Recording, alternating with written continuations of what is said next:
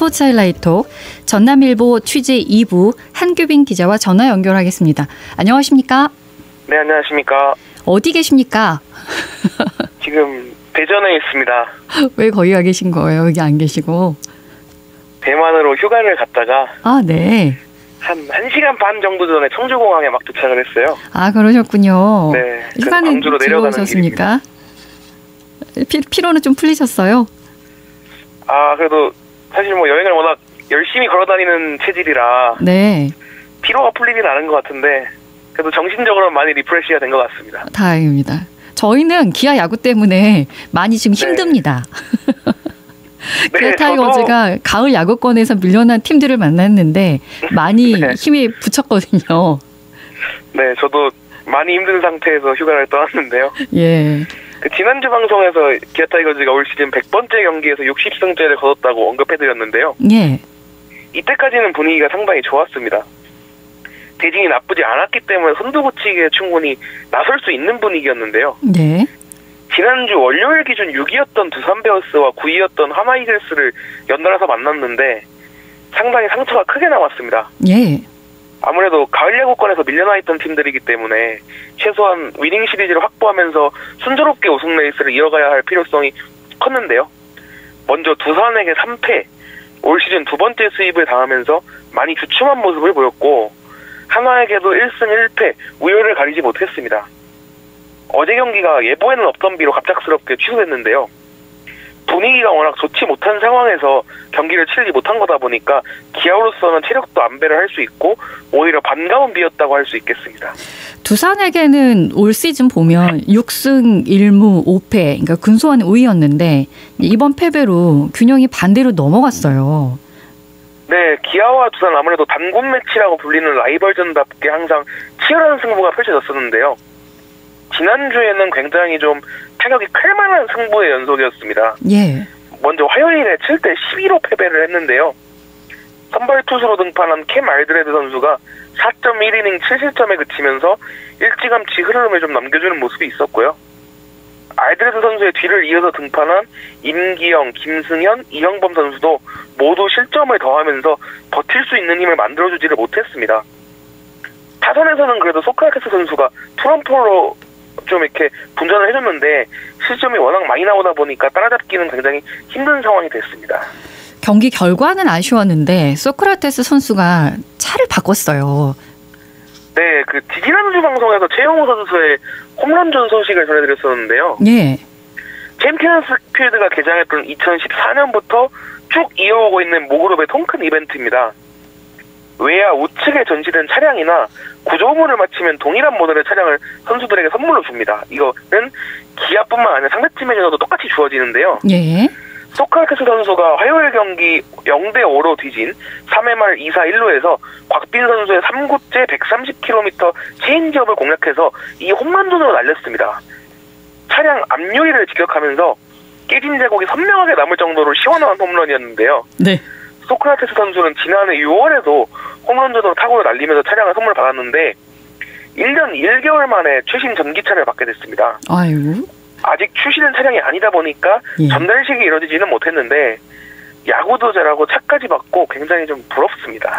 좋은 소식이네요. 소크라테스에게는. 알드레드 선수는 근데 지난주에 등판이 시험대였잖아요. 네, 알드레드 선수의 신분이 대체 외국인 선수다 보니까 기아는 8월 15일 전까지 선택을 해야 하는 상황이었습니다. 네. 정식 선수로 전환하지를 않으면 가을 야구에 가서라도 알드레드 선수는 출전하지를 못하는 상황이었고요. 그래서 지난주 등판의 중요성이 굉장히 컸는데 두산을 상대로 또 흔들렸습니다.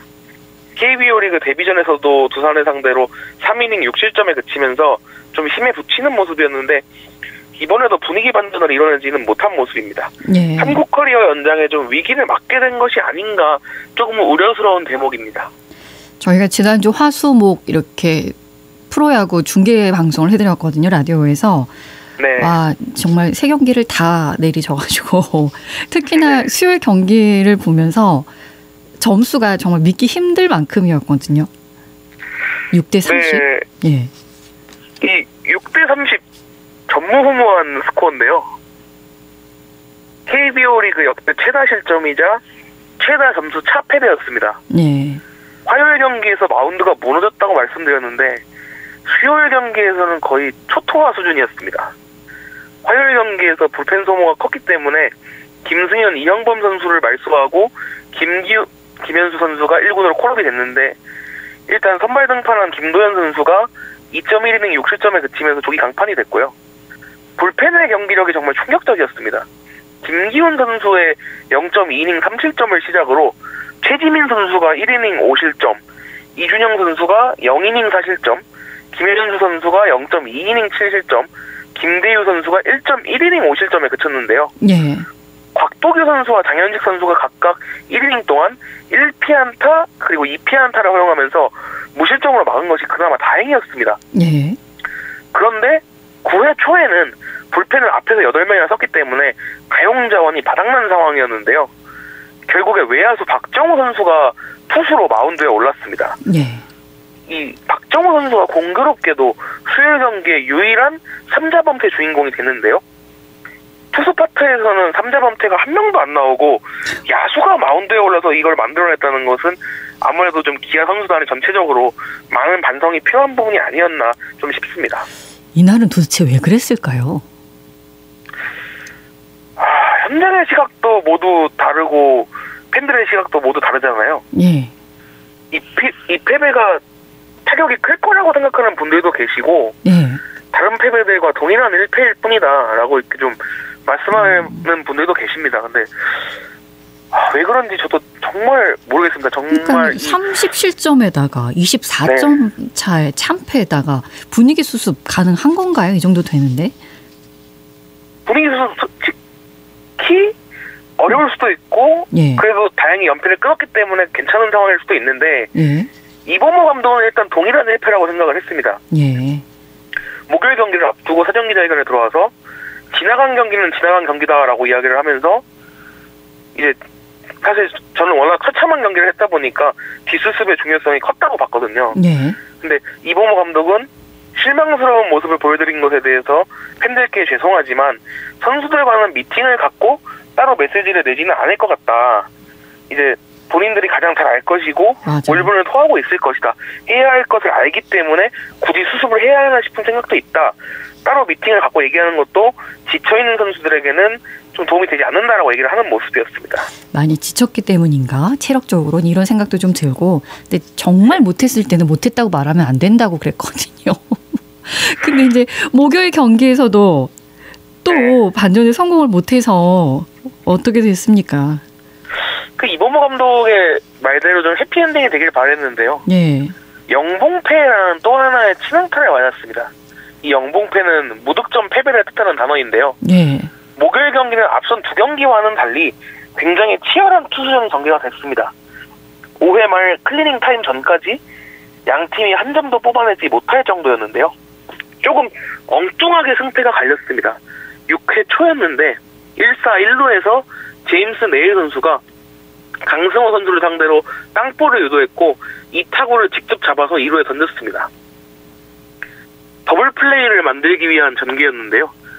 1차적으로 여기서 실수가 하나 나왔습니다. 2루수 홍정표 선수가 공을 제대로 잡지 못하면서 뒤로 빠졌고 그러면 여기서 또 수습을 해야 되는데 또 실수가 나왔습니다. 이 흘러나간 공을 주운 중견수 박정우 선수가 3루로 송구를 했는데 이 공이 김도영 선수의 글러브가 아니라 뒤로 흘러나갔습니다. 굴러서 더그아웃까지 들어갔는데요. 규정상 공이 경기장 밖으로 나가게 되면 안전진루권이 주어집니다. 이 병살타로 수비가 끝나야 되는 상황에서 두 개의 실책이 겹치면서 실점을 내줬고 이 점수가 그대로 결승점까지 이어졌습니다. 정말 운도 안 따랐습니다. 야, 3연전 수입해 대전으로 가는 버스 분위기 굉장히 무거웠을 것 같습니다. 선두를 달리고 있던 기아로서는 굉장히 굴욕적인 3연전으로 느껴졌을 법합니다. 예. 코칭 스태프와 선수들 모두가 아마 같은 생각을 했을 것이고요. 굉장히 무거운 분위기 속에서 연패의 늪을 어떻게든 탈출해 보겠다는 생각을 가지고 대전으로 올라가지 않았을까 싶습니다. 그런데 이 한 번 꼬이기 시작한 실타래가 정말 제대로 꼬였습니다. 산원을 상대로 금요일에 첫 맞대결을 치렀는데요. 이번에도 불펜이 무너지는 모습이었습니다. 선발 황동환 선수는 5이닝 3실점으로 그래도 무난한 투구를 펼쳤는데 이 뒤를 이어서 올라온 임기영 선수가 0.1이닝 3실점으로 부진했고 마지막 투수였던 윤준현 선수가 1이닝 4실점으로 역시 부진했습니다. 물론 타선도 3점밖에 내지 못했기 때문에 잠잠했던 부분이 있기는 한데요. 그래도 이 추격의 불씨를 살릴 수 있는 상황마다 추가 실점이 나온 것이 좀 페인이 되지 않았나 싶습니다. 그래도 이제 다행히도 토요일 경기에 결국 연패를 끊어냈죠. 네, 이 연패 스토퍼라는 막중한 역할을 맡았던 양현종 선수입니다. 굉장히 어깨가 무거웠을 텐데요. 네. 6이닝 3실점, 퀄리티 스타트 투구를 펼치면서 흠잡을 데 없는 활약을 해줬습니다. 타선도 양현종 선수가 마운드에 올라있는 동안 4점을 뽑으면서 리드를 끌어줬는데요. 또 경기 후반에 3점을 추가로 뽑아주면서 예. 하나의 추격을 완벽하게 좀 뿌리칠 수 있었습니다. 예. KBO 리그에서 지난주에 처음으로 나온 얘기라 그랬어요. 폭염 때문에 야구가 취소됐다라는 이야기. 네. 예, 그런 만큼 더웠었죠. 네, 이 폭염 취소 굉장히 생소한 단어인데요. KBO 리그에서도 지난주에 처음 등장을 했습니다. 우천 취소, 미세먼지 취소, 그라운드 취소는 들어보셨을 텐데요. 최근에 이제 티베트 고기압과 북태평양 고기압이 이중으로 한반도로 덮으면서 굉장히 더운 날씨가 지속됐잖아요. 그래서 앞서서 금요일에 울산에서 열릴 예정이었던 롯데자이언츠와 LG 트윈스의 맞대결이 폭염으로 취소가 됐습니다. 그만큼 더운 날씨 속에서 기아도 경기를 열었는데요. 예. 대전에서 하나 맞대결 굉장히 더운 날씨였습니다. 양현종 선수가 마운드에 올라있던 2회 말 2사 주자 없는 상황에서 갑작스럽게 전광판이 꺼졌는데요. 아이고. 당연히 ABS도 작동을 하지 않았습니다. 이 대전 하나생명 이글스파크가 워낙 노후된 구장이다 보니까 전기 설비가 전력 사용량을 이겨내지 못하면서 정전이 된 건데요. 네. 4분 정도 정전이 됐는데 다행히 복구가 됐습니다. 혹시 만약에 복구가 안 되면 어떻게 되는 거예요? 그럼 이제 서스펜디드 게임이라고 해서 예. 그 다음 날이나 그 이후로 경기를 미뤄야 하는 상황이었습니다. 예. 근데 천만 다행으로 이제 복구가 되면서 전기 설비를 예열하는 시간만 필요했는데요. 그래서 경기 중단 38분 만에 재개가 될 수 있었습니다. 예. 이 양현종 선수가 경기 재개되는 상황에서 그대로 마운드에 올랐는데요. 굉장히 멋진 활약을 펼쳐줬고 이날 경기 후에 인터뷰에서 마운드를 꼭 지켜야 하는 상황이었기 때문에 에어컨 바람에 노출되지 않기 위해서 라커룸에 들어가지 않고 외부에서 더운 환경에서 컨디션을 유지하고 있었다라고 얘기를 했습니다. 네. 이 베테랑의 더위를 잊은 헌신이 그리고 간절함이 이 기아의 4연패 탈출을 이뤄낼 수 있었던 원동력이 되지 않았나 싶습니다. 예, 그래도 이제 연패 탈출했고 바로 그 다음 날에 이제 우천 취소로 아주 꿀같은 휴식을 취했고 이번 주 이제 상승세 타야죠. 네, 상승세 절실한데요. 이번 주에는 6경기를 모두 안방에서 치릅니다. 예. 홈 경기인 만큼 더 멋진 경기력으로 보답을 해야 할 텐데요. 먼저 KT 위즈와 주중 3연전을 치르고 삼성 라이온즈와 주말 3연전을 이어갑니다. KT는 현재 6위, 삼성은 현재 3위인데요. 기아가 KT에게 2승 이상을 확보하고 삼성이 2위인 상태로 광주로 넘어오면 어떨까 이런 상상을 좀 해보는데요. 아시다시피 기아가 2위 팀들을 상대로 워낙 강한 모습을 좀 보이고 있잖아요. 예. 그래서 삼성을 상대로 팬들이 폭염을 날려낼 수 있는 시원한 경기력을 좀 선보여줬으면 좋겠습니다. 네. 이번 주에 이제 대기록 탄생할 가능성도 좀 있죠. 네, 이번 주에도 한번 외쳐봐야 될 것 같습니다. 예. 너 땀시 살아야. 예. 이 김도영 선수가 30-30을 앞두고 있습니다. 한 시즌에 30홈런과 30도루 정말 대단한 기록인데요. 예. 현재 29홈런과 30도루를 기록하고 있습니다. 30-30에 딱 홈런 한 개를 남겨두고 있는데요. 네. 이번 주에 완성이 되지 않을까 싶습니다. 이번 주에 기록을 완성하게 되면 역대 최연소 그리고 최소 경기 30-30을 동시에 새로 쓰게 되는데요. 사실 28개 30개를 기록했던 지난주부터 주중 홈 경기도 거의 매진에 가깝게 많은 관중들이 찾아오고 있거든요. 예. 이번 주에도 많은 팬분들이 찾으실 것으로 예상이 되는데 이 기록을 꼭 직접 눈으로 보셨으면 좋겠습니다. 예. 이 홈런 한 방 30-30으로 더위도 모두 잊게 해줄 것 같습니다. 네. 이번에는 이제 계속해서 올림픽 소식을 좀 전해드리겠습니다. 네, 오늘로 2024년 파리올림픽이 정확히 개막 열흘째를 맞았는데요. 예. 우리 양궁 국가대표팀이 전 종목 금메달을 휩쓰는 등 정말 기쁜 소식이 연이어서 나오고 있습니다. 광주 출신 또는 소속 선수들도 힘차게 메달 레이스를 펼치고 있는데요. 광주 최고 출신의 최대한 선수는 지난주 월요일 열린 사격 남자 10m 공기소총 결승에서 7위로 대회를 마무리했습니다. 현재 경남대에 재학 중인 2004년생의 어린 선수인데요. 앞으로를 더 기대해봐도 좋을 것 같고요. 예. 펜싱에서는 아쉬움이 조금 남았습니다. 광주 서구청 강영미 선수가 화요일에 여자 에페 단체전에 나섰는데요. 8강에서 프랑스에게 고배를 마시면서 준결승 진출에 실패했고 5-8위 결정전으로 향했습니다. 먼저 미국과 5-8위 결정전에서 승리를 거뒀고 이어서 우크라이나와 5-6위 결정전에서도 승리를 거두면서 5위로 유종의 미를 거두는데 만족을 해야 했습니다. 예, 좀 생소한 종목이긴 한데 사격 틀에 외에 이보나 선수가 또 출전을 했잖아요. 네, 농성초 서광중 전남여고를 나왔고 20년 전입니다. 예. 2004년 아테네 올림픽에서 메달리스트로 이름을 남긴 베테랑 중의 베테랑인데요. 예. 이번 대회 최고령, 우리나라 선수들 중에 최고령으로 참가를 했고 이번 올림픽이 좀 마지막 무대가 될 전망이었습니다. 예. 트레밍에서는 지난 화요일과 수요일 이틀에 거쳐서 열렸는데 이보나 선수는 첫날에 75점 만점에 69점, 둘째 날에는 50점 만점에 44점을 쏘면서 합계 114점으로 24위를 기록했고 결선 진출은 이루지 못했습니다. 조금 아쉽긴 하네요. 배드민턴 네. 이제 여자 단식 금메달에 도전하고 있는 안세영 선수. 그제 이제 8강, 어제 4강을 치렀어요.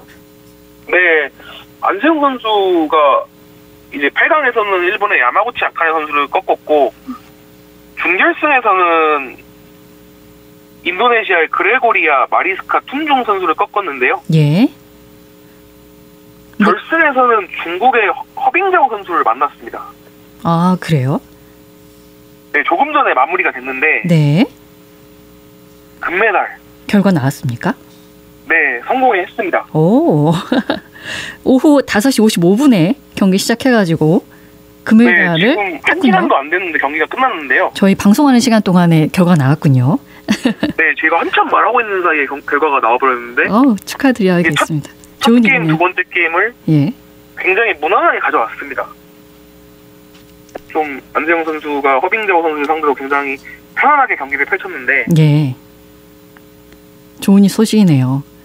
2-0으로 완승을 거뒀습니다. 예. 알겠습니다. 첫 게임과 두 번째 게임을 모두 좀 손쉽게 가져오면서 메달. 예.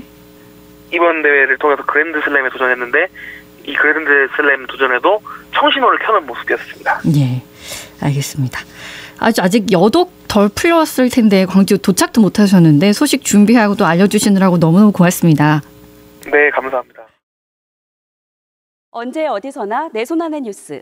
광주 MBC 뉴스 유튜브 구독으로 함께하세요.